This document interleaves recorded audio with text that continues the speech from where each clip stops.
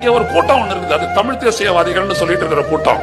அவங்க என்ன சொல்லுவாங்க, இவர் போனா ராஜபக்சேயிடம் பரிசு பெற்று கொண்டு வந்தது தெரியாத, போயிட்டு ராஜபக்சே கேட்டு பாரு திருமாவளவன் யாருன்னு கேட்டு கையெழுத்து போடல. ஒரு விடயத்தை மட்டும் சொல்றேன், திருமாவளவன் மட்டும் விலை போறதா இருந்ததுன்னா நம்ம எல்லாருமே விலை போயிருப்போம். நம்மளை விட வாங்கறதுக்கு ஆள் இல்லாத இருக்கலாம். திருமாவளவன் தாண்டா நம்மளுடைய முதுகெலும்பு, தமிழர் சமூகத்தினுடைய முதுகெலும்பு, தமிழர் ஒற்றுமையின் அடையாளம், தமிழ் தேசியத்தின் உயர்ந்தது ஒரு சின்னம். இன்னைக்கு நான் சொல்றேன், சாதி மறுப்பு அடுத்தபடியா தமிழ் தேசியம்.